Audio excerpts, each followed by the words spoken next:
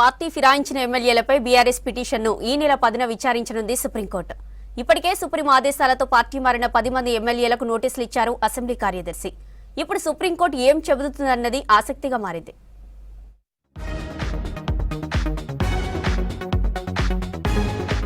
Party మారిన 10 మంది ఎమ్మెల్యేలపై చర్యలు తీసుకోవాలంటూ లీగల్ ఫైట్ చేస్తోంది బీఆర్ఎస్.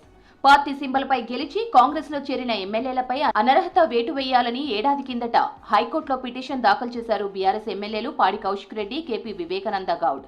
హైకోర్టు విషయం తేల్చకపోవడంతో సుప్రీంకోర్టును ఆశ్రయించింది బీఆర్ఎస్. దీంతో స్పీకర్ త్వరగా చర్యలు తీసుకోవాలని సుప్రీంకోర్టు ఆదేశించింది. అయినా స్పీకర్ నుంచి రెస్పాన్స్ రాకపోవడంతో అదే పిటిషన్ లో బీఆర్ఎస్ వర్కింగ్ ప్రెసిడెంట్ ఇంప్లీడ్ అయ్యారు.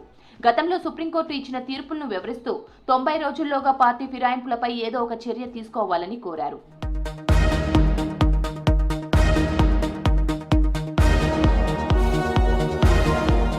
ఈ నెల 10న బీఆర్ఎస్ పిటిషన్ పై విచారణ జరపనుంది సుప్రీంకోర్టు. ఇందులో భాగంగా సుప్రీం ఆదేశాలతో బీఆర్ఎస్ నుంచి కాంగ్రెస్ లో చేరిన 10 మంది ఎమ్మెల్యేలకు నోటీసులు జారీ చేశారు అసెంబ్లీ కార్యదర్శి. ఈ పరిణామం రాజకీయ వర్గాల్లో చర్చనీయాంశంగా మారింది.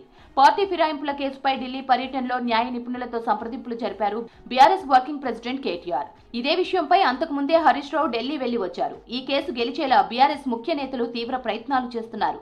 ఎమ్మెల్యేలపై సుప్రీంకోర్టు అనర్హత వేటు వేస్తే ఉప ఎన్నికలు వస్తాయనే ధీమాతో ఉంది బీఆర్ఎస్. ఈ 10 మంది శాసనసభ్యులు ఎవరైతే బీఆర్ఎస్ పార్టీ నుంచి పార్టీ మారి కాంగ్రెస్ లో చేరినారో వారి అనర్హత విషయంలో కూడా సుప్రీంకోర్టు మొన్న నోటీసులు ఇచ్చిన విషయం మీకు తెలుసు. మళ్ళీ ఇప్పుడు విచారణకు కూడా డేట్ ఇచ్చిన విషయం కూడా మీకు తెలుసు.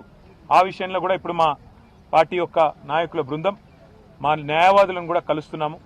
కలిసి దీన్ని ఇంకా స్పీడప్ చేయడానికి ఏం మార్గాలు ఉన్నాయి, ఏ రకంగా ఈ పార్టీ మారిన వారి మీద వేటు పడాలి, ఉప ఎన్నికలు రావాలని ప్రజలు కోరుకుంటున్నారు, ఆ విషయంలో కూడా తప్పకుండా పార్టీ పరంగా కూడా ఫాలో అప్ చేస్తాము.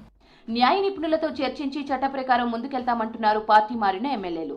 అయితే సుప్రీంకోర్టు తుది తీర్పు ఎలా ఉంటుంది? బీఆర్ఎస్ కోరుతున్నట్లు వీరిపై అనర్హత వేటు పడుతుందా? ఇదే జరిగితే 10 స్థానాల్లో ఉప ఎన్నికలు జరగడం ఖాయమేనా? ఇప్పుడిదే రాజకీయ వర్గాల్లో హాట్ టాపిక్ గా మారింది. ఈ నెల 10న జరిగే విచారణలో సుప్రీంకోర్టు స్పీకర్ కు ఎలాంటి ఆదేశాలు ఇవ్వబోతున్నారన్నదే ఆసక్తిగా మారింది.